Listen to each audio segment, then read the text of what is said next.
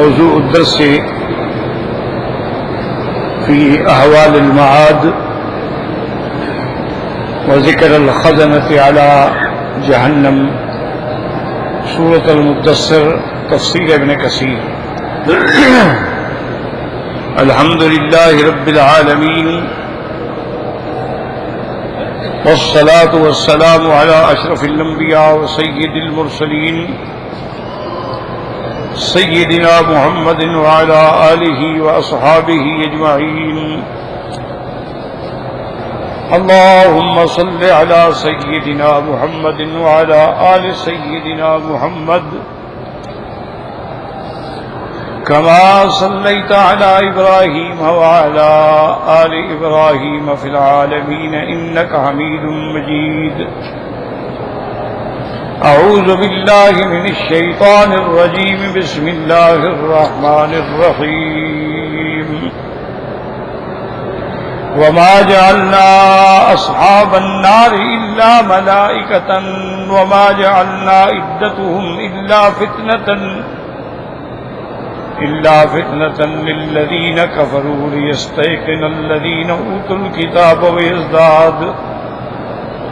ويزداد الذين آمنوا إيمانا ولا يرتاب الذين أوتوا الكتاب والمؤمنون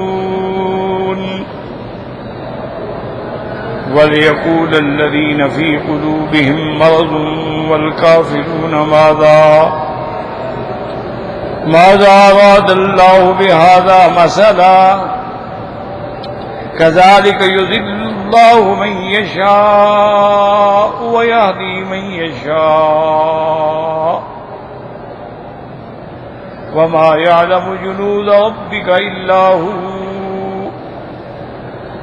وما هي إلا ذكرى للبشر۔ كلا والقمر والليل إذ أدبر والصبح إذا أسفر إنها لإحدى الكبر نذيرا للبشر لمن شاء منكم أن يتقدم أو يتأخر۔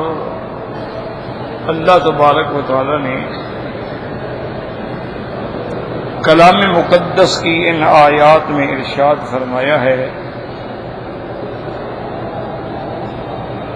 وَمَا جَعَلْنَا أَصْحَابَ النَّارِ إِلَّا مَلَائِكَةً، نہیں بنایا ہم نے جہنم پہ داروغہ مگر فرشتے۔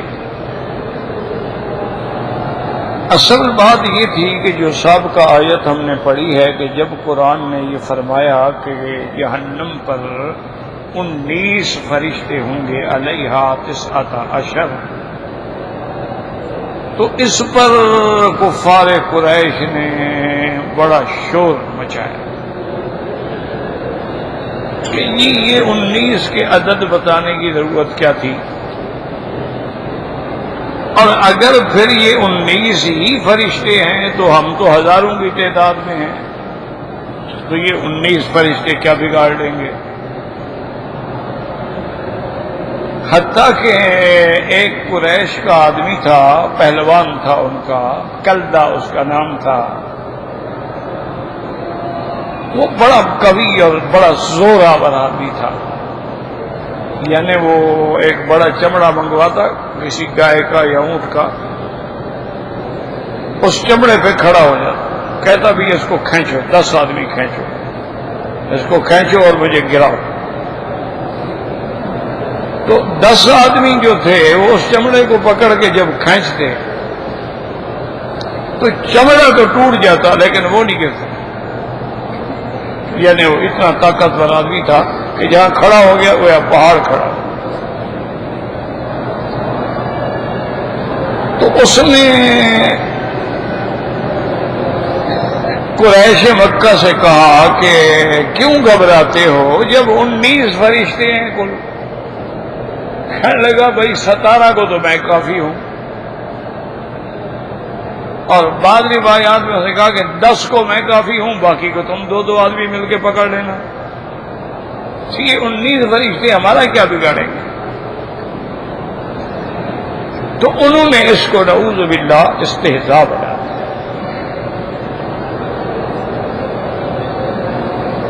اصل مسئلہ سمجھنے کی کوشش کریں. پہلی بات تو یہ دماغ میں رکھ لیں کہ قرآن پاک میں جتنی چیزوں کا عدد بیان کیا گیا ہے، پہلی بات یہ ہے ہمارا ایمان ہے بس، کہ اللہ نے جو حکم فرما دیا ہے بس وہ برحق.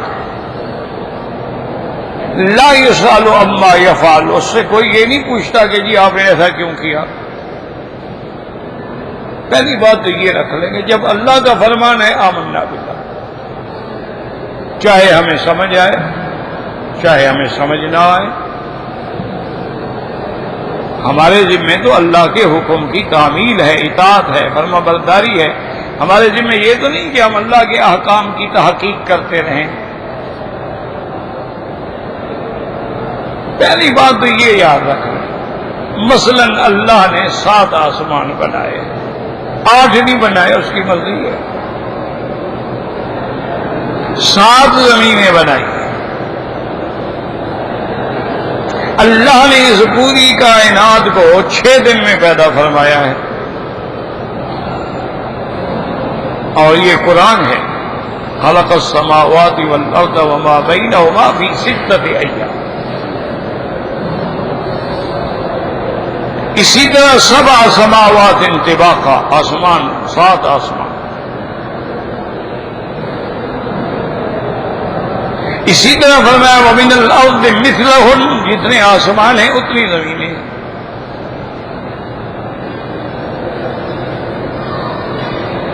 تو اب آسمان بھی 7 ہیں، زمینیں بھی 7 ہیں. تخلیق کائنات پر جو وقت لگا ہے وہ 6 دن ہیں.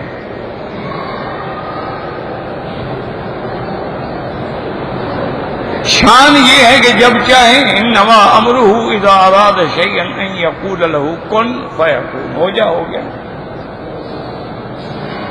اب اللہ نے ہمیں حکم دیا کہ طواف کعبہ کا جو طواف ہے وہ 7 چکر ہے. 8 نہیں ہو سکتے، 6 بھی نہیں ہو سکتے، 7 ہیں. 7 صفا مروہ میں دوڑنا ہے، 8 نہیں 7.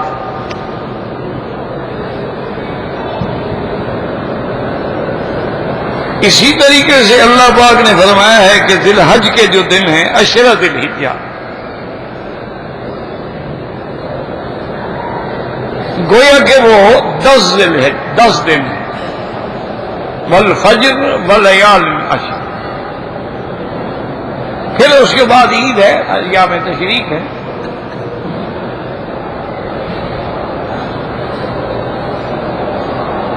اللہ نے فرمایا ہے کہ جو اہم ملائکہ ہیں وہ 4 ہیں. جبرائیل ہے، میکائیل ہے، اسرافیل ہے، اسرائیل ہے. اللہ نے فرما دیا کہ مسلمانوں کے لیے صرف 2 عیدیں ہیں، ایک عید الفطر ہے، ایک عید الاضحیٰ، بس، اور کوئی عید نہیں.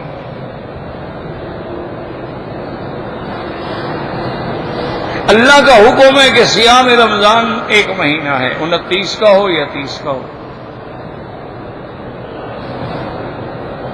اللہ نے فرما دیا کہ صاحب نصاب پہ زندگی میں حج 1 دفعہ فرض ہے. اللہ نے حکم دے دیا کہ صاحب نصاب پہ سال گزرنے کے بعد زکوٰۃ ہے 2.5%. اگر زمین ہے تو اس کا 10واں حصہ یا 20واں حصہ.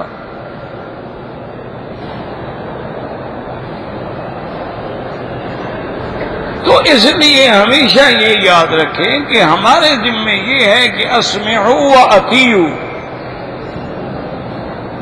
اسی لیے ایمان والے کہیں گے سمعنا واطعنا. اطیعوا اللہ واطیعوا الرسول، بس اطاعت. اللہ نے آدم علیہ السلام کو پیدا فرمایا، مسجود الملائکہ بنا دیا، پھر کپڑے اتار کے جنت سے اتار، اس کی مرضی ہے. تو پہلی بات تو ہمیشہ یاد رکھیں کہ ہمیں یہ حق ہی نہیں پہنچا. غلام کو یہ حق ہی نہیں پہنچتا کہ وہ مالک سے کہے کہ جناب آج آپ نے مجھے کیوں کہا کہ کھڑے رہو. بس مالک نے کہہ دیا کھڑے ہو. کبھی کبھی تو لطیفے بھی ہو جاتے ہیں نا. ایک آدمی تھا وہ بادشاہ کی نظروں میں بڑا منحوس تھا. بعض لوگ ہوتے ہیں اللہ معاف کرے کل نرا مولا اینما یوجہو لا یات بخیر، جدھر بھیجو کبھی خیر کی خبر نہیں لائے گا. تو وہ بھی کوئی منحوس آدمی تھا. تو بادشاہ نے ایک دن اس کو کہا کہ دیکھو بات سنو، تم بڑے منحوس آدمی ہو، صبح صبح میں تمہیں دیکھ لیتا ہوں نا تو میرا سارا دن جو ہے نا وہ پریشانی اور اضطراب میں گزرتا ہے. خبردار تم صبح نہ آیا کرو میری دربار میں. وہ تھا بھی مصاحب بادشاہ کا. میں نے کہا بس ظہر کے بعد عصر کے بعد رات کو آ جاؤ، لیکن سارا دن تو مجھے پریشانی نہ بھگتنی پڑے نا. تم اتنے منحوس ہو کہ تمہیں دیکھ کے سارا دن آدمی کی پریشانی ہو جائے. دوسرے دن بادشاہ مسجد سے نماز پڑھ کے نکلے، وہ آ گیا، السلام علیکم. بادشاہ کو بھی غصہ آ گیا. بادشاہ نے حکم دیا کہ اس کو پکڑ کے لے جاؤ اور اس کو 100 بیض مارو، پھر شام کو میرے پاس لے آنا. وہ پکڑ کے لے گئے، انہوں نے مارا. بادشاہ کا حکم تھا. سارا دن تو وہ پڑا رہا بیت کھا کے بیچارہ. شام کو انہوں نے کہا چلو اٹھو اٹھو جلدی کرو، کپڑے چپڑے پہنو، بادشاہ کو جانا ہے. پھر بادشاہ کے پاس لے، انہوں نے کہا ٹھیک گزرا آج کا دن. اس نے کہا بادشاہ سلامت ناراض رہوں تو میں ایک بات بتاؤں. اس نے کہا بتاؤ. انہوں نے کہا معلوم یہ ہوتا ہے منحوس آپ ہیں. بادشاہ کو غصہ آ گیا. اس نے کہا دیکھیں نا جی آپ کا دن خیر سے گزرا، میرا دن جو گزرا 100 بیعت مجھے لگے، میں نے آپ کا چہرہ دیکھا تو میں عذاب میں آ گیا نا. منحوس تو آپ ہیں، میں کیوں منحوس ہوں؟ بادشاہ نے کہا بھی بات تو اس کی ٹھیک ہے یار، چھوڑ دو اس کو، انعام شنام بھی دو، بیچارے کو بلا وجہ ہم نے مارا ہے. تو اسی لیے میرے پاک نبی نے فرمایا یہ عقیدے نہ رکھے کرو کہ بھئی پرندہ دائیں اڑ گیا تو ٹھیک ہے اور بائیں اڑ گیا تو غلط ہے، اور کوا بول رہا ہے تو کوئی مہمان آئے گا، آنکھ پھڑک رہی ہے تو کوئی مصیبت آئے گا. غلط خیالات، جاہلیت کے اندر سب کچھ میرے اللہ سے ہو. اور فرمایا اگر تمہیں زیادہ وہم ہو بھی جائے تو پڑھ لو اللہم لا طیر الا طیرک ولا خیر الا خیرک ولا الہ غیرک. بس یہ دعا پڑھ لیا کرو، کچھ بھی نہیں ہوگا. اسی طرح دوسری دعا ہے اللہم لا یاتی بالحسنات الا انت ولا یذهب بالسیئات الا انت ولا حول ولا قوت الا باللہ العلی العظیم. فرمایا کچھ نہیں ہوگا. اس لیے پہلا مسئلہ تو یہ سمجھ لیں کہ جو اللہ نے بنایا ہے بس ہمارے ذمہ ہے کہ ہم ایمان لے آئیں. یہ مخلوق کی طاقت ہی نہیں ہے کہ وہ خالق کے ہر فیصلے کو سمجھ سکے. دیکھو نا آج لوگ تو آج تک علامہ اقبال کا شعر بھی نہیں سمجھ سکے. لوگ تو آج تک علامہ غالب کے دیوان کی شرحیں لکھی جا رہی ہیں، اس کے شعروں کا مطلب بھی نہیں سمجھ سکے.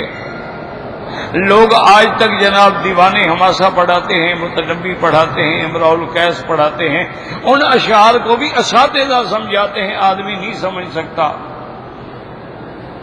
علماء نے اردو میں کتابیں لکھی ہیں. حضرت قاسم نانوتوی رحمۃ اللہ علیہ تحذیر الناس اردو کی کتاب ہے، آب حیات اردو میں کتاب، لوگ نہیں سمجھ سکتے.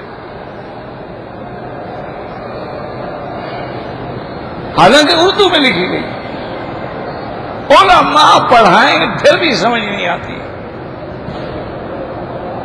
خاص لوگ ہیں جو ان کے مزاج کو، ان کے فہم کو، ان کے علم کو سمجھنے والے ہیں. تو اگر ہم عام انسانوں کی لکھی ہوئی باتیں ابھی تک نہیں سمجھ سکے ہیں تو خالق تو پھر خالق ہے نا. اب کسی کو پیاس لگے ہو کہو جی پانی لاؤ، پانی آیا بسم اللہ کر کے پی لو بس. اب کہے جی نہیں، پہلے تحقیق کرو کہ اس پانی کو بنایا کیسے گیا ہے. تو انشاءاللہ تمہاری تحقیق کرتے کرتے اللہ کی رحمت سے تم مر جاؤ گے، پانی پہ تحقیق ختم نہیں ہوگی. اللہ نے دیا ہے، نعمت ہے، بس السلام علیکم، پینے کا حکم ہے، پی لیا. اللہ نے فرمایا یہ حلال جانور ہے، یہ حرام ہے، بس ختم ہو گئی بات. جب پیدا کرنے والے نے کہہ دیا بھئی یہ حلال ہے یہ حرام ہے،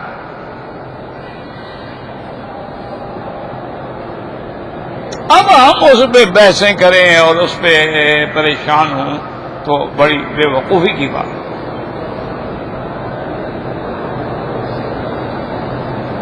یعنی آج 1400 سال گزر گئے اور اللہ کے قرآن میں پہلے آ گیا کہ خنزیر جو ہے یہ نجس العین ہے، اس کا ذرہ ذرہ پلید ہے، کھال پلید، چمڑا پلید، بال پلید، گوشت پلید، نجس العین، یہ پاک ہی نہیں ہو سکتا.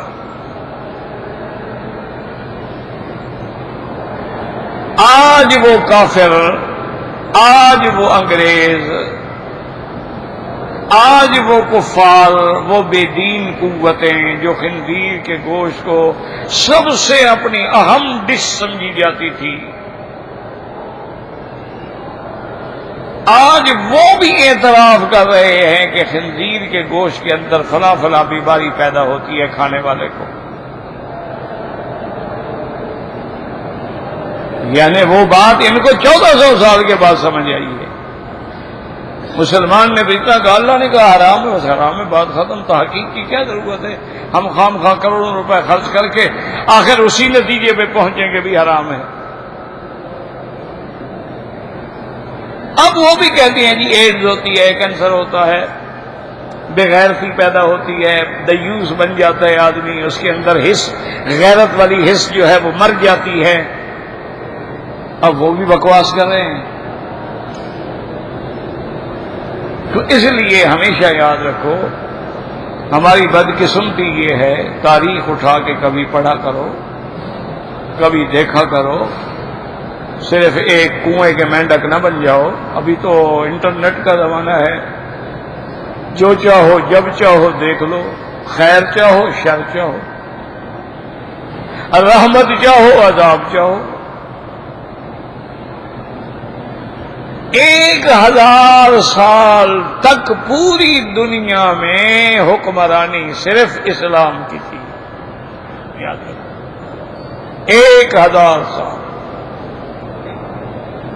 پوری دنیا پہ، جیسے آج کل آپ کہتے ہیں نا یہ سپر پاور ہے، اس وقت اگر سپر پاور صرف اسلام تھا. یہ یورپ اور جن کے پیچھے تم آج دوڑ رہے ہو، یہ جہالت کارے مذلت و جہالت میں پڑے ہوئے تھے. جیسے آج تم بچوں کو بھیجتے ہو جی امریکہ پڑھنے گیا، جی لندن گیا، جی آسٹریلیا گیا، جی کینیڈا گیا ہے. اس وقت یورپین لوگ جو تھے وہ بغداد میں اور قرطبہ میں اور غرناطہ میں پڑھنے کے لیے آتے تھے. وہ ہم سے علوم سیکھتے تھے، وہ تو جاہل تھے. اسی لیے وہ جو صلیبی جنگیں ہوئی ہیں، یعنی اللہ معاف کرے، اللہ معاف کرے، اللہ، اتنی جنگ عظیم کے بعد آخر یورپ ہار گیا، شکست ہو گئی، ناکام ہو گیا. مسلمانوں نے جب منجنیق میں رکھ کر لمبے لمبے باندھ جو تھے آگ کے پھینکے تھے، تو یہ جانتے ہی نہیں تھے کہ یہ کیا بلا ہم پر آ گئی. انہوں نے شکست کھانے کے بعد فیصلہ کیا کہ اب علوم جو ہے مسلمانوں کے حاصل کرو. پھر انہوں نے ہمارے علوم حاصل کیے، ہماری کتابیں لے گئے، ہمارے اسلاف کی کتابیں لے گئے، ان سے سارے علوم حاصل کرنے کے بعد وہ آج ٹیکنالوجی کی معراج پہ پہنچ گئے، اور ہم جناب کار مذلت میں پڑھ کے اب ان سے پوچھ رہے ہیں جی ہمیں سکھاؤ گے، ہمیں پڑھاؤ گے؟ جب تک ہمارے پاس علم تھا، ٹیکنالوجی تھی، ہم حاکم تھے، جب ان کے پاس آ گیا اب وہ حاکم ہے۔ یہ لڑائیاں اس طرح نہیں ہوتی کہ مسجد میں جا کے بندے مار ڈالو، کسی کے جلوس میں جا کے جناب دھماکہ کر دو، کیا ہو جائے گا؟ شیعہ ختم ہو جائے گا؟ نہیں، ٹھنڈے دل سے خدا کے کعبے میں بیٹھے ہو، اگر 2-4 جلوس شیعہ کے ہیں ان میں دھماکے ہو جائیں، کیا شیعہ دنیا سے مٹ جائے گا؟ 2000 5000 10,000 20,000 50,000 شیعہ مر جائے تو کیا شیعہ ختم ہو جائے گا؟ یہ تو حضرت عثمان کے زمانے سے آ رہے ہیں، یہ تو اس دور سے آ رہے ہیں جب ابن سبا تھا، حسن بن سبا تھا، انہوں نے وہ سارے فرق کے باطل پیدا کیے ہیں، انہوں نے صحابہ کی جنگیں کرائی ہیں، انہوں نے قرآن کے خلاف نعوذ باللہ ثم نعوذ باللہ لکھا ہے کہ قرآن محفوظ نہیں ہے، انہوں نے اصحاب ثلاثہ پر نعوذ باللہ میں کہہ نہیں سکتا، یعنی انہوں نے اپنی کتابوں میں لکھا ہے کہ ابو بکر عمر عثمان مسلمان ہی نہیں ہے۔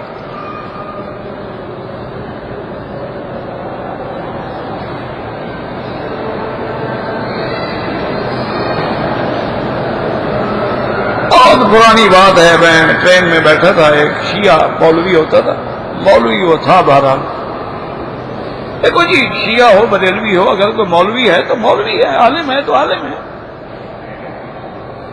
یہ الگ بات ہے کہ اللہ اس کو حق کے بجائے ضلال پہ رکھ دے، علم کا انکار تو نہیں ہے۔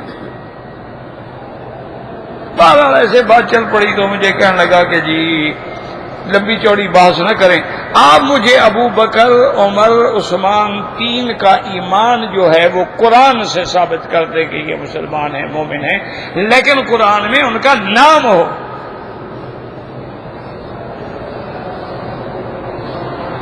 آپ جو مطلق آیات ہیں ایمان والوں کی آپ کہہ دیتے ہیں وہ ان کے حق میں ہیں، یہ بات تو نہیں ہے نا۔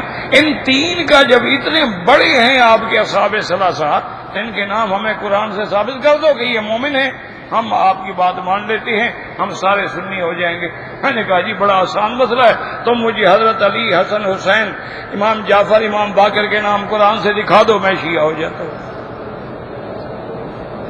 میرا بڑا آسان مسئلہ، کوئی جھگڑا نہیں، تم مجھے دکھاؤ حضرت حسن حسین کا نام کہاں لکھا ہوا ہے، تم مجھے دکھاؤ بی بی فاطمہ الزہرا کا نام کہاں لکھا ہوا ہے، تم مجھے دکھاؤ جعفر صادق باقر کا نام کہاں لکھا ہوا ہے، تم مجھے دکھاؤ موسیٰ کاظم کا نام کہاں لکھا ہوا ہے، تم مجھے دکھاؤ زین العابدین کا نام کہاں لکھا ہوا ہے، تم مجھے دکھاؤ مہدی منتظر کا نام کہاں لکھا ہوا ہے، تم بھی دکھاؤ پھر ہم بھی دکھائیں گے۔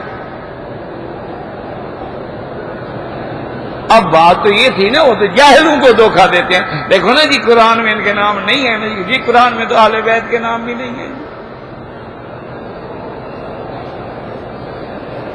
حالانکہ ہمارا ایمان ہے کہ جب اللہ نے کہہ دیا والسابقون الاولون من المہاجرین، تو جو مہاجرین میں آئے سب ایمان، والانصار جو انصار میں آئے سب ایمان، والذین اتبعوہم جو ان کی پیروی کرنے والے سب ایمان، اولئک هم المؤمنون حقا، سب ایمان والے، ان میں مہاجرین بھی آ گئے، انصار بھی آ گئے، اتباع بھی آ گئے، ان میں اہل بیت بھی آ گئے، ان میں صحابہ بھی آ گئے، اور پھر خلفائے راشدین تو ان میں پہلے نمبر پہ آئے نا، سابقون سب سے پہلے، پھر پہلو میں بھی جو پہلے۔ تو اس لیے ہماری بدقسمتی یہ ہے میرے عزیز، یاد رکھو کبھی یہ مسائل جو ہیں تشدد سے حل نہیں ہو سکتے۔ یہ ٹھیک ہے میرے بعض بھائی، میرے بچے بھی مجبور ہوتے ہیں بعض اوقات کہ ظالموں نے ظلم بھی اتنے کیا ہے، کتابوں میں لکھا ہے کہ جس کو سر درد کی بیماری ہو اور ٹھیک نہ ہوتا ہو، ابو بکر عمر کا نام لکھ کے 7 جوتے مارے اس پر تو ٹھیک ہو جائے۔ نوجوان لڑکے ہیں، ان سے بھی برداشت نہیں ہوتا۔ کتیا کا جلوس نکالا گیا اور گلے میں پٹا لے کے ڈالا گیا عائشہ. یہ ایسے نہیں ہوا، یہ بھی اس دشمن کی چال ہے جو پیچھے بیٹھا ہے. وہ جو یہود و ہنود کا اصل آدمی ہے وہ تو پردے کے پیچھے ہے نا، وہ تیار کرتا ہے ایسی حرکتیں کرنے کے لیے. جب ہوگا جذبات مشتعل ہوں گے، لوگ لڑ پڑیں گے، وہ اپنا بیٹھے آرام سے.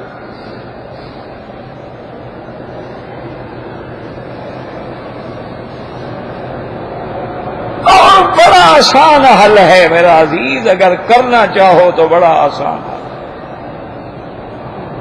بنا حضرت عمر رضی اللہ تعالیٰ عنہ مسجد نبوی میں کھڑے ہیں، آواز آئی، فرمایا کون ہیں یہ لوگ؟ نہیں پتہ، پکڑ کے لے آؤ. لے آئے، فرمایا من انتم، کون ہو تم؟ انہوں نے کہا جی ہم طائف کے رہنے والے ہیں. فرمایا واللہ لو انتم من اہل المدینہ لجلدتم، اگر تم مدینے کے ہوتے میں تمہیں کوڑے برسا دیتا. مدینے کی مسجد میں کھڑے ہو کر شور کر رہے ہو، اللہ کہتا ہے میرے نبی کسی آواز اونچی نہ کرو، اور تم زور زور سے باتیں کر رہے ہو. لا ترفعوا اصواتکم.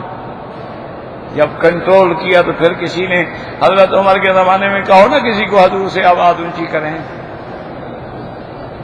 پھر جھوٹے نبی پیدا ہوئے تو صحابہ نے پھر ٹھیک کر دیے کہ نہیں؟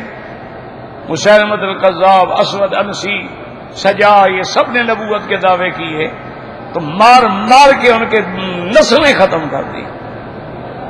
آج بھی آسان سا حل ہے، کوئی مشکل مسئلہ نہیں ہے کہ آج بھی آپ ایک قانون بنا دیں کہ بھی جو انبیاء، صحابہ، اہل بیت، اولیاء، ائمہ فقہاء، ائمہ محدثین کی توہین کرے گا اس کو یہ سزا ملے گی.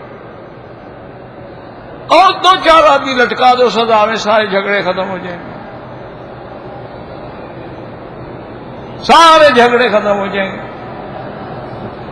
مجھے ایک بہت بڑے آدمی نے کہا، پرانی بات ہے، کہ یہ دیکھو جی حق نواز مرحوم جو ہیں وہ شہید ہو گئے اور انہوں نے سارے پاکستان میں عذاب بنا رکھا ہے. وہ تو اپنے علاقے میں شہید ہوئے، سارے ملک میں جلوس نکالے ہوئے ہیں. آپ کی بات شاید شیعہ سنی دونوں مانتے ہیں، آپ مدینے سے مکہ سے آئے ہیں، احترام کرتے ہیں، آپ ان کو سمجھائیں. میں نے کہا جی بالکل، بڑا آسان مسئلہ ہے، 1 منٹ میں حل ہو سکتا ہے. وہ تو سارے پریشان ہو گئے، بڑے لوگ تھے نا جی، بڑے بڑے وزیر، بڑے بڑے اقتدار والے، کرسیوں والے، بیوروکریٹ. کیوں حل؟ میں نے بالکل حل ہو سکتا ہے. کہتے میں نے کہا جی حضرت حسین کہاں شہید ہوئے تھے؟ کہتے ہیں جی کربلا میں. پھر یہاں کیوں جلوس نکالتے ہو؟ ان کو تم بند کر دو، ان کو میں بند کروا دیتا ہوں. بات ہی ختم، 2 لفظی بات ہے. یہ حل ہو سکتا ہے، لیکن یہ حل نہیں ہے کہ مسلمان کو مارے. یہ مسلمان نہیں لڑ رہے، تمہیں یہودی لڑا رہا ہے، خریدا جا رہا ہے. باقاعدہ نوجوانوں کو خریدتے ہیں، ان کی برین واشنگ کرتے ہیں، ان کو لاکھوں روپے کی بوریاں بھر کے دیتے ہیں، اور اس کے بعد تیار کرتے ہیں کہ یہ بالکل سیدھے تم جنت میں جا رہے ہو. پتہ نہیں جہنم میں جا خودکشی کرنے دے، پتہ نہیں بندہ جنت میں کیسے چلا جاتا ہے. بھئی کافروں سے تو لڑو، مسلمانوں کو تو نہ مارو، کلمہ پڑھنے والوں کو تو نہ مارو، نماز پڑھنے والوں کو تو نہ مارو. اللہ کے نبی تو فرماتے ہیں کہ عیسائی ہیں تو میری مسجد میں رہیں. 60 عیسائیوں کا وفد ہے. صحابہ نے فرمایا کہاں ٹھہرے؟ مسجد میں ٹھہراؤ. یا رسول اللہ عیسائی ہیں. فرمایا کیا ہو گیا؟ حضور پاک فرماتے صحابہ کو جو ملک فتح کرو، خبردار کسی کا مندر، کسی کا گرجا نہیں گرانا، کسی کے پادری کو کچھ نہیں کہنا، کسی عورت کو کچھ نہیں کہنا، کسی بچے کو کچھ نہیں کہنا، کسی بوڑھے کو کچھ نہیں کہنا. اللہ کے بندے یاد رکھو، یہ مسائل علم سے حاصل ہوں گے. ایک دفعہ محرم کے دن تھے، یاد نہیں ہے مجھے حاکم کون تھا، اس نے بہرحال ایک پابندی لگا دی کہ بھئی چونکہ شیعہ سنی آپس میں لڑتے ہیں، لہذا ان کے جو ماتمی جلوس ہے یا تعزیہ ہے جو ہے، اس میں کوئی سنی نہیں داخل ہو سکتا. اور اس نے چوکیاں بٹھا دی کہ جو لوگ آ رہے ہیں ان سے کہو کلمہ پڑھو، سنی ہو کہ شیعہ ہو؟ وہ کہتا سنی ہوگا تو واپس جاؤ، کہتا شیعہ ہوگا تو جاؤ۔ پتہ ہے نتیجہ کیا نکلا؟ شام کو اکیلے کھڑے تھے، قاضیہ اٹھانے والا کوئی نہیں تھا۔ یہ تو تم جا کے رونق بناتے ہو نا۔ اب 200 آدمی کہاں کہا، اتنا بھاری 12 من کا تعزیہ کون اٹھائے؟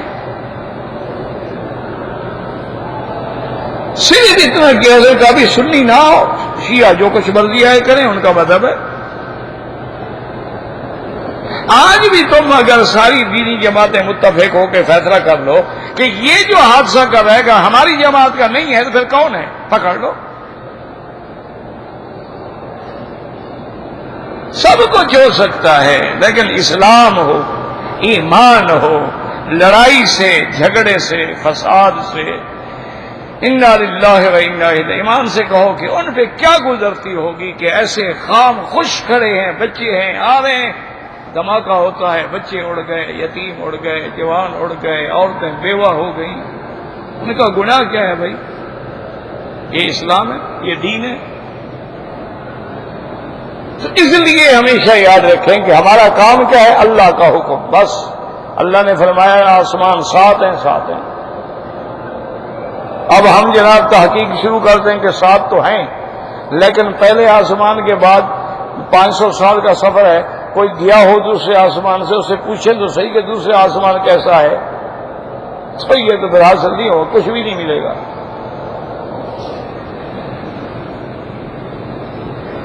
تو پہلی بات یاد رکھیں کہ بھی جو رب کا حکم ہے آمنا وصدقنا، جو میرے پاک نبی نے فرمایا آمنا وصدقنا۔ اب حضور نے فرمایا کوئی چیز پلید ہو جائے 3 دفعہ دھو دو پاک ہو جاتی ہے، لیکن کتا اگر چاٹ لے زبان سے تو اس کو 7 دفعہ دھوئیں اور 1 دفعہ مٹی سے رگڑیں پھر دھوئیں۔ اب حضور نے فرمایا 7 دفعہ تو 7 دفعہ۔ ہمارا تو آج لیڈر ہی جو ہوتا ہے جو کتے پالتا ہو، ان سے پیار کرتا ہو، ان کو بغل میں رکھتا ہو، چومتا ہو، ماشاءاللہ ہاتھ پھیر رہا ہے، پھر کھانے بھی کھا رہا ہے۔ نا ایمان سے کہو ایسے لوگ مسلمانوں کے لیڈر ہوں گے؟ لا حول ولا قوت الا باللہ العلی العظیم۔ اب جناب ہمارا کام تو اتنا تھا، ہم نے کہا بھی حضور نے فرمایا ہے بس آمنا وصدقنا۔ اب 1400 سال کے بعد ان کی جدید لیبارٹریز جو ہیں وہ کہتے ہیں کہ ہم نے جرثومات ٹیسٹ کیے ہیں، کتے کے منہ میں جو جرثومہ ہے وہ بغیر مٹی کے مرتا ہی نہیں، آگ میں ڈالو نہیں مرتا۔ تو بات تو نکل آئی نا جو حضور نے فرمائی تھی، لیکن ہمیں ضرورت نہیں کہ ہم تحقیق کرتے پھریں۔ حضور نے فرما دیا زمزم شفا ہے، آمنا بس۔ اب لیبارٹریاں ہو جی اس میں فلاں، اس کے اندر آئرن ہے، اس کے اندر فلاں ہے، اس کے اندر فلاں، ہمیں کیا ضرورت؟ ہمیں حضور نے فرما دیا شفا ہے، شفا ہے۔ ایک بات یاد رکھیں۔ دوسری بات یہ ہے کہ ہر حال میں لازم کوئی نہ کوئی اللہ کی حکمت ضرور ہوتی۔ اب دیکھو نا جہنم کے دروازے بھی 7 ہیں، لہا 7 ابواب۔ اب یہ بھی واضح ہے کہ الانسان یسجد علی 7 اعضاء، ہر انسان 7 اعضاء پہ سجدہ کرتا ہے، 2 ہاتھ ہوتے ہیں، 2 پاؤں ہوتے ہیں، 6 ہو گئے، 1 چہرہ ہو گیا، 7۔ اب چونکہ جنت رحمت ہے، رحمت زیادہ ہوتی ہے، لہذا جنت کے دروازے 8 ہیں، کیونکہ اللہ کا وعدہ ہے نا للذین احسنوا الحسنى وزیادہ، ہم ان کو جنت دیں گے، اس کے بعد بھی چیزیں دیں گے۔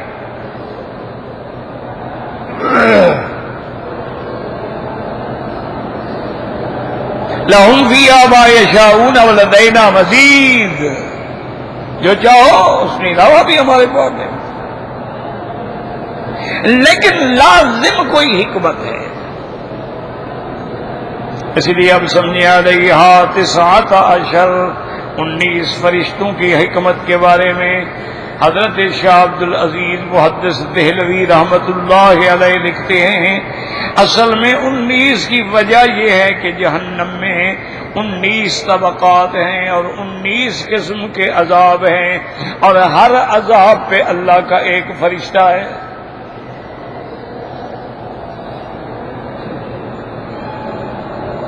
اللہ معاف کرے، یوں سمجھیں جیسے جیل خانہ ہے، اس کے اندر 19 بارک ہیں، ہر بارکس پہ ایک کی ڈیوٹی ہے۔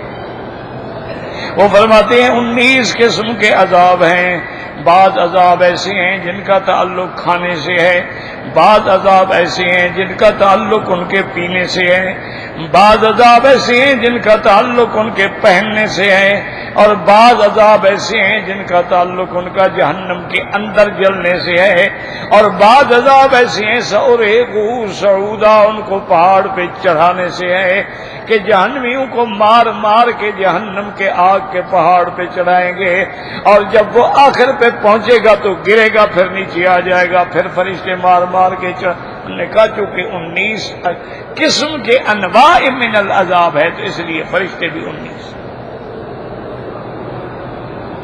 یہ یعنی اسرار قرآن پر ان کا ایک سوچ، ٹھیک ہے۔ اور بعض علماء نے لکھا کہ اللہ فرماتے ہیں علیہا 19، اور اس کے بعد آ گیا وما جعلنا اصحاب النار الا ملائکۃ، یہ پڑھتے جائیں اور آگے جا کے اللہ فرماتے ہیں وما یعلم جنود ربک الا هو، میرا بدنی تیرے رب کا جو لشکر ہے فرشتوں کا تیرے اللہ کے سوا کوئی نہیں جانتا۔ کیا معنی؟ یعنی حج تو 19 ہیں، ان کے ایک ایک کے نیچے کتنے فرشتے ہیں؟ وما یعلم جنود ربک الا هو، تیرے رب کے سوا کوئی نہیں جانتا۔ اس لیے حضور پاک صلی اللہ علیہ وسلم نے فرمایا اتت السماء وحق لها ان تئتا، آپ نے فرمایا آسمان سے چرچراہٹ کی آواز آئی ہے، اور اس کے بعد فرمایا آنی بھی چاہیے ما من موضع، آپ نے فرمایا آسمانوں میں ایک بالشت کے برابر بھی جگہ نہیں ہے مگر الا وملک قائم ساجد قائد یسبح ویقدس للہ تعالی، مگر کوئی نہ کوئی فرشتہ اللہ کا عبادت میں ہے، کوئی کھڑا ہے، کوئی رکوع میں ہے، کوئی سجدے میں ہے، اور سب تسبیح تحمید تقدیس بیان کر رہے ہیں سبوح قدوس ربنا ورب الملائکۃ والروح۔ اس لیے علماء فرماتے ہیں کہ اللہ نے مثلا یوں سمجھو ملک الموت کے ذمے روح قبض کرنا ہے، اگر اللہ حکم دے تو 1 منٹ میں وہ لاکھوں کی جان نکال لے، لیکن کسی ایک کے روح کو ڈال نہیں سکتا۔ نکال سکتا ہے ڈال؟ اس کی ڈیوٹی نہیں، یہ اس کا کام ہی نہیں کہ وہ روح نکال تو سکتا ہے لیکن کسی بچے کے اندر روح ڈال دے یہ اس کا کام۔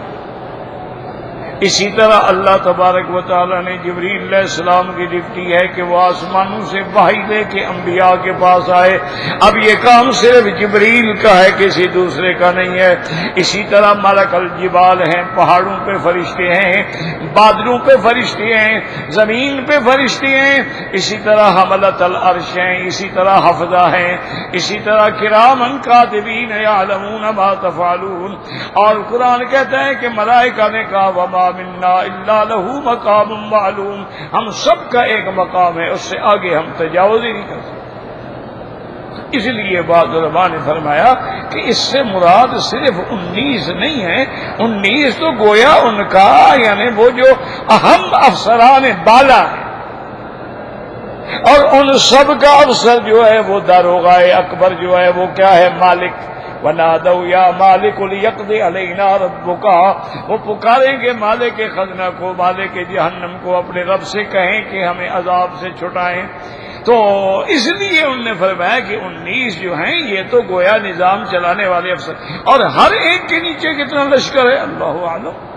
وَمَا يَعْلَمُ جُنُودَ رَبِّكَ إِلَّا هُوَ۔ اور دوسرا یہ بھی مسئلہ اللہ نے حل فرما دیا وما جعلنا اصحاب النار الا ملائکۃ، اے کفار قریش تم جو کہتے ہو کہ ہم 10 کو پکڑ لیں گے، وہ کو بندے ہیں پکڑ لو گے؟ بدبختوں وہ تو فرشتے ہیں ملائکۃ، اور فرشتے میں تو اتنا طاقت ہوتی ہے کہ اللہ نے حکم دیا حضرت جبریل کو کہ یہ جو 5 بستیاں ہیں نا قوم لوط کی، ان کو تخوم الارض، زمین کے جڑوں سے اٹھا کے اوپر لے آؤ. تو حضرت جبریل نے اپنے ایک پر کے کنارے سے اٹھا کے آسمانوں تک لے گئے. اب اللہ نے حکم دیا ان کو اونگا گرا تو گرا دیا.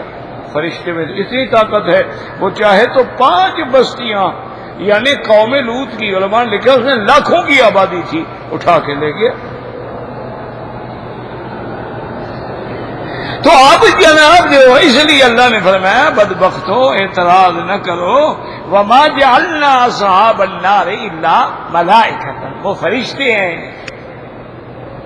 وما جعلنا عدتهم، ہم نے 19 کیوں رکھے ہیں؟ تاکہ امتحان ہو، ماننے والوں کا ایمان بڑھ جائے اور جو نہ ماننے والے ہیں وہ شک اور ریب میں پڑ جائیں اور وہ مزید گمراہیوں کے غار میں گرتے چلے جائیں. ہر چیز میں ہم نے امتحان رکھا ہے کہ دیکھیں ماننے والے مانتے ہیں یا نہیں مانتے. اچھا، بعض علماء نے مشکل یہ ہے نا میرے عزیز کہ دنیا میں ایسے ایسے لوگ بھی پیدا ہوتے ہیں اور ایسے ایسے فتنے پیدا ہو رہے ہیں کہ بندے کا عقل حیران ہے، سمجھ نہیں. اب دیکھا ہوگا نا آپ نے سڑک کے کنارے پہ وہ ایک مریل سا آدمی بیٹھا ہوتا ہے، بد عمل بد شکل، اور نیچے کارڈ بچھے ہوئے ہیں، ایک طوطا رکھا ہوا ہے، پیسے دے دو طوطا تمہاری فال نکالے گا. یعنی طوطے کو پتا ہے کہ میں نے کون سا، بھائی پرندہ ہے اس کو سکھایا ہوا ہے، کوئی کارڈ تو اٹھائے گا نہیں. اس میں کون سی بلا قسمت کی بات. ہم پڑھے لکھے لوگ کھڑے ہوتے ہیں اور جی 5 روپے میری فال نکالو، جی میری فال نکالو. اب اس سے اللہ کا اور کیا عذاب. کتنے لوگ ہیں، کتنے میرے بہنیں بیٹیاں بچیاں ہیں ایسے ایسے عاملوں کے پاس جاتی ہیں جو نہ نماز پڑھتا ہے، نہ قرآن پڑھتا ہے، نہ روزہ رکھتا ہے، داڑھی مڈاتا ہے، 24 گھنٹے نشے میں ہیں، آنکھیں سرخ ہیں، اتنی اتنی مونچھیں ہیں اور ایسے ہی مچھ ڈنڈے ملنگ رکھے ہوئے ہیں، وہ جا کے تویز دے رہی ہیں. اب اس کا کیا علاج؟ کہتے ہیں جی بزرگ جو ہیں یہ تو ماشاءاللہ حضرت پہنچے ہوئے ہیں، ماشاءاللہ کہا بھی جہنم میں پہنچے ہوئے ہوں گے. بہرحال جنت میں تو یہ جانے کا ہے نہیں، جہنم میں پہنچا ہوا ہوگا. انا للہ و انا الیہ راجعون. کتنے لوگ ہیں اخبار میں اشتہار دیتے اسم اعظم ہے، ہم نے انگوٹھی پہ اس میں لکھا ہے اتنے پیسے بھیج دو اسم اعظم لے لو. وہ جب تمہارے پاس اسم اعظم ہے بدبخت تم انگوٹھیاں بیچ رہا ہے.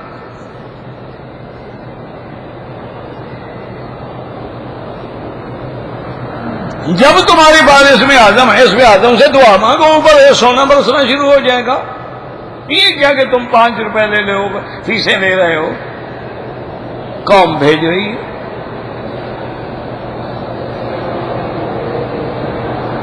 تو اس لیے علماء مجبور ہوئے کہ ان کا جواب. اب آج کل ایک فرقہ پیدا ہوا ہے، ان کا 19 کے عدد پر ایمان ہے.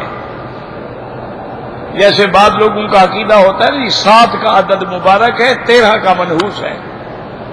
بعض لوگ جا کے ہزاروں روپے دیتے ہیں کہ میری گاڑی کا نمبر جو ہے نا 777 کر دو، 555 کر دو، 222 کر دو، 444 کر دو. کیا وہ کہتے ہیں جی اگر یہ نمبر مل گیا نا میری گاڑی کو کبھی حادثہ ہی نہیں ہوگا. اور جب حادثے میں آنا ہے نا جی وہ نمبر شمبر رکھے رہتے ہیں، تو اگلی پچھلی پلیٹیں مل جاتی ہیں. پھر تو اس لیے ہمیں تو انہوں نے اپنا، اسی لیے آپ دیکھیں نا بڑی بڑی کمپنیاں ہیں وہ مال بیچتی ہیں نا 20 روپے 19 پیسے. یہ اسی جماعت کے لوگ ہیں کہ 19 کے عدد میں برکت ہے. جب آپ نے چیزوں میں 19 کا عدد کسی طرح لے آئیں گے، 19 پیسے 19 روپے، تو ہمارے کام میں برکت ہو جائے گی۔ انہوں نے کتابیں بھی لکھی ہیں، اس کے 19 ورقے ہیں، 19 صفحے ہیں، ہر صفحے پہ 19 سطریں ہیں، ہر سطر میں 19 جو کلمات ہیں۔ تو علماء بھی مجبور ہوئے ان کو جواب دینے کے لیے۔ انہوں نے کہا بدبختو، اگر تمہارا 19 پر ہی عقیدہ ہے تو پھر بھی اسلام لے آؤ کہ بسم اللہ الرحمن الرحیم کے حروف 19 ہیں۔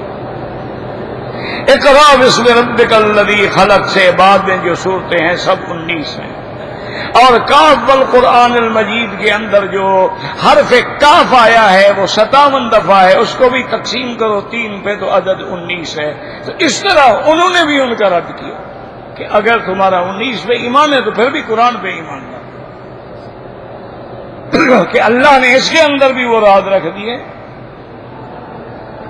لیکن ظاہری بات جو ہے وہ وہی ہے کہ وما جعلنا اصحاب النار الا ملائکۃ، اللہ نے اصحاب جہنم جو ہیں وہ فرشتے رکھے ہیں، اور اللہ فرماتے ہیں وما جعلنا عدتهم، ان کا عدد جو ہے ہم نے ایک امتحان بنا دیا ہے کن لوگوں کے لیے جو کافر ہیں، لیکن لیستيقن الذین اوتوا الکتاب ویزداد الذین آمنوا ایمانا، تاکہ اہل کتاب اور ایمان والے جو ہیں یقین کریں اور ان کا ایمان بڑھ جائے۔ فلا یرتاب الذین اوتوا الکتاب والمؤمنون، اور ہرگز اہل کتاب اور ایمان والے شک نہیں کرتے۔ ہاں جن کے دلوں میں بیماری ہے، نفاق ہے اور کھلے کافر ہیں، وہ یہ باتیں کہتے ہیں کہ ماذا اراد اللہ بہذا مثلا، ایسی مثالیں دینے سے بھلا اللہ کا کیا فائدہ ہے۔ اللہ نے فرمایا کذالک یضل اللہ من یشاء ویہدی من یشاء، اللہ تعالیٰ جس کو چاہے گمراہ کریں، جس کو چاہے ہدایت دیں۔ وما یعلم جنود ربک الا ہو، اللہ کے لشکر کوئی نہیں جانتا مگر اللہ۔ وما ہی الا ذکریٰ للبشر، یہ سب چیزیں انسان کی ہدایت کے لیے ہیں۔ اللہ ہم سب کو بھی ہدایت نصیب فرمائے۔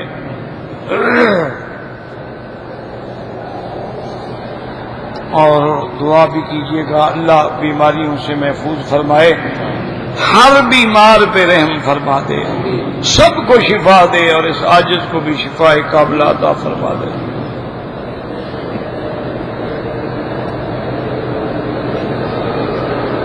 بھئی اللہ کے بندے، پہلی بات تو یہ ہے کہ لکھنا بھی تمہیں نہیں آتا۔ محزن کیا ہوتا ہے؟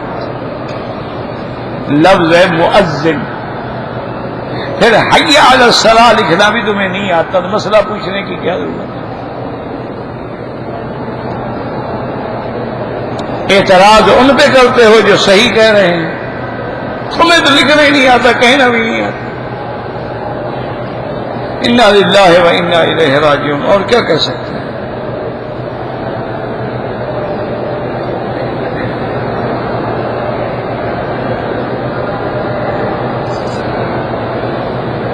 کہتے جی کہ میں پاکستان سے آیا ہوں، میں نے احرام نہیں باندھا، جدے میں اترا تو سیدھا حرم شریف آ گیا۔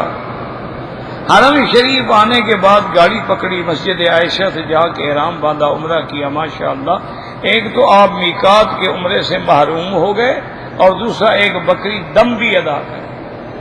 آپ کو احرام اپنے ملک سے باندھنا چاہیے تھا، نہ کہ مکے میں پہنچ کے مسجد عائشہ سے باندھو۔ تو آپ نے میقات سے تجاوز کیا ہے، اور کسی امام کے نزدیک بھی تمہاری چھٹکارا نہیں، کیونکہ تم نے آتے ہوئے عمرہ کر لیا، مانا مقصد تیرا عمرہ تھا۔ لیکن عمرہ پاکستان سے آتے ہوئے احرام آپ نے وہیں ایئرپورٹ پہ باندھنا تھا۔ تو بہرحال ایک دم ادا کریں، اور وہ عمرہ بھی آپ کا نہیں ہوا بڑا۔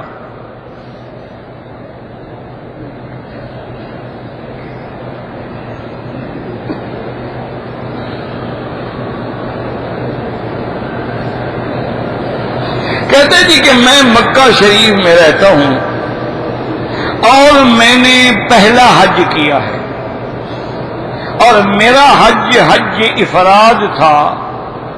میں نے رمضان شریف کے بعد کوئی عمرہ نہیں کیا۔ تو بالکل ٹھیک ہے، آپ کا حج افراد ہے۔ کیا ہو گیا بھائی؟ کسی نے وہاں سے تار ہی نکال دیا ہوگا جی وہاں سے۔ کسی نے وہ سچ نکالا ہوگا نا، حاجی صاحب مہربانی فرما کے گزرے ہوں گے نا، انا للہ و انا الیہ راجعون، کیا کرے آدمی، پاؤں مارا ہوگا بس وہ کیبل دور جا پڑی ہو، اچھا چلا گیا غلط ہے۔ بہرحال یہ ہے کہ آپ نے حج افراد کی، حج افراد والے کے ذمے حج کی بکری واجب نہیں ہے، آپ نے نہیں کی، ٹھیک ہے، حج پہلا ہو یا 10واں ہو۔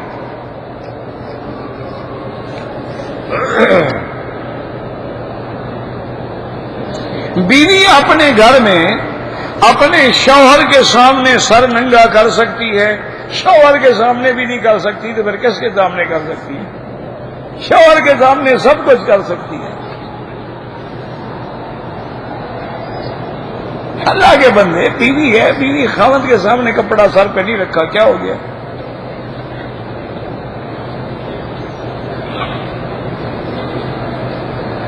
کہتے ہیں جی کہ ٹی وی پر حضرت بلال رضی اللہ تعالی عنہ کی فلم دکھا رہے ہیں کہ حضرت کعبہ شریف پہ اذان دے رہے ہیں اور قمیض بھی نہیں ہے اور ٹوپی بھی نہیں ہے۔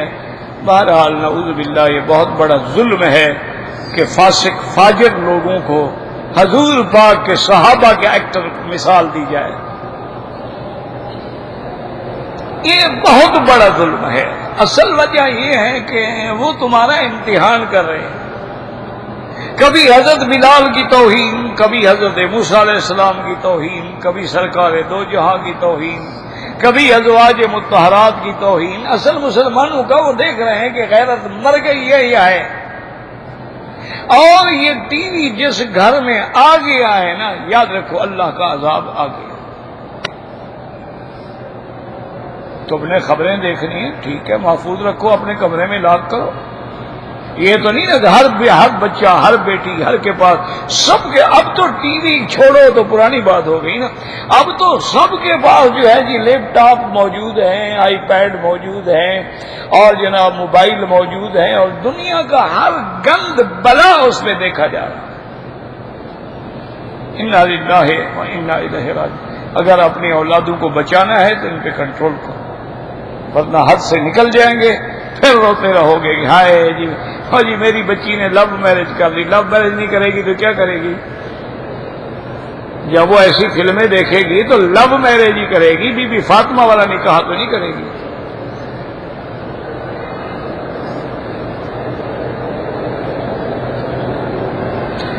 اگر چھوٹے بچے ہیں، بچی ہے، گندے کپڑے اتار، کوئی بات نہیں، مجبوری ہے۔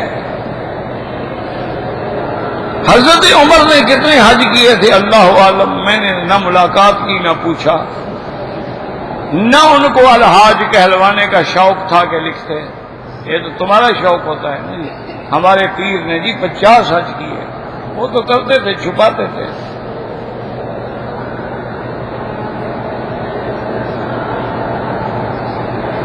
میں اپنی زندگی میں 30 حج ادا کرنا چاہتا ہوں، 300 کر لو، کیا بنا ہے جناب؟ لیکن تمہاری طاقت ہے، اللہ چاہیں گے تو کرو گے نا، اچھی نیت ہے، ثواب ملے گا۔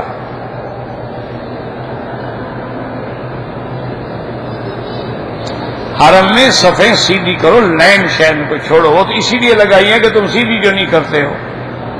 اب یہ تو نہیں ہے کہ ہر جگہ لائن ہی دیکھتے، ایک لائن ادھر ہے ایک ادھر ہو تو ہم لائن وہاں نہیں، صف کا فاصلہ ہو، صفیں سیدھی ہوں، پاؤں کے پاؤں برابر ہو، کندھے کے کندھا برابر ہو، بس۔ یہ کیا ہے کہ لائن کے اوپر آگے ہوں یا پیچھے ہوں، جہاں برابر ہوں کھڑے ہو جاؤ۔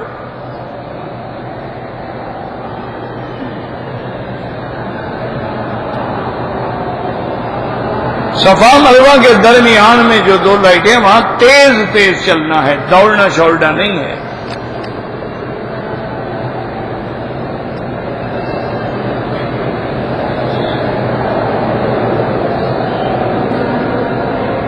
کہتا ہے جی کہ بعض لوگوں نے یہ فتویٰ دیا ہے کہ بھی مسلمان تو ایک دوسرے سے سود لینا حرام ہے، لیکن اگر کافر سے لیا جائے تو جائز ہے۔ یہ فتویٰ نہیں ہے، تم نے سمجھا نہیں۔ کہتے جی ہندوستان کے علماء نے کہا ہے، بالکل نہیں کہا ہندوستان کے علماء۔ مسئلہ یہ ہے کہ حربی کافر، یعنی ایک کافر وہ ہے جو ہم سے جنگ لڑ رہا ہے، اس کو کہتے ہیں حربی کافر، یا دار الحرب ہے کہ وہاں کافروں سے جنگ ہو رہی ہے، تو وہاں سود کا کیا معنی؟ ان کا تو سارا مال ہمارے لیے حلال ہے، سود لینے کا کیا مطلب ہوا؟ تو وہاں تو سود ہوتا ہی نہیں نا۔ لیکن جو دار الاسلام ہے یا دار الامن ہے، اسلام تو نہیں ہے، حکومت تو کافروں کی ہے، لیکن امن ہے، تمہارے مدارس ہیں، تمہارے مساجد ہیں، تمہارے علماء ہیں، تمہارے وزراء ہیں، تمہارے ممبر پارلیمنٹ ہیں، تمہارے پاس عہدے ہیں، تم عید پڑھتے ہو، نمازیں پڑھتے ہو، روزے رکھتے ہو، تو وہاں بھی سود نہیں لینا چاہیے۔ دار الحرب ہو تو پھر الگ بات، وہ تو ہے کہ حربی کے ساتھ جو ہے وہ سود کا معاملہ نہیں ہوتا۔ حربی کافر کی تو ہر چیز ہماری ہے، اس کا مال مال غنیمت ہے، لیکن یہاں دار الامن ہے، کافر کی حکومت ہے لیکن امن ہے، اس لیے دار الاسلام، دار الحرب، دار الامن۔ تو دار الامن جو ہے وہاں بھی سود نہیں لینا چاہیے۔ اور ہندوستان کے بارے میں بہرحال میں نے تو فتویٰ نہیں پڑھا کہ علماء نے لکھا ہو کہ ہندوستان میں سود جائز ہے، کیونکہ ہندوستان کے اندر بھی ماشاءاللہ ہمارے بہت بڑے بڑے مدارس ہیں، بڑی بڑی مساجد ہیں، اور ہمارے مسلمان الحمدللہ اللہ کا شکر ہے بڑے باعزت طریقے سے زندگی گزارتے ہیں۔ ان کے پاس حکومت کا اقتدار بھی ہے، جج بھی ہیں، وزیر بھی ہیں، مشیر بھی ہیں، اور اس لیے بہرحال میں تو خیر مفتی نہیں ہوں، لیکن جہاں تک میرے علم کی تحقیق ہے وہ ہندوستان میں بھی مسلمانوں کو سود نہیں لینا چاہیے، سود سے بچے۔ اور اب تو ان باتوں کو چھوڑیں، اب تو اسلامی بینک آ گئے ہیں ماشاءاللہ، ضروری تو ہم نے سودی کاروبار کرنا ہے، ضروری تو ہم نے سیونگ اکاؤنٹ بنانے ہیں، انشورنس بنانی ہے۔ اب اسلامی بینکیں مضاربت ہے، مشارکت ہے، مرابحہ پہ کام کر رہے ہیں، ان میں حصہ ڈالیں، فائدہ اٹھائیں، اور الحمدللہ ان سے فائدہ بھی زیادہ ہوتا ہے اور محفوظ بھی ہوتا ہے۔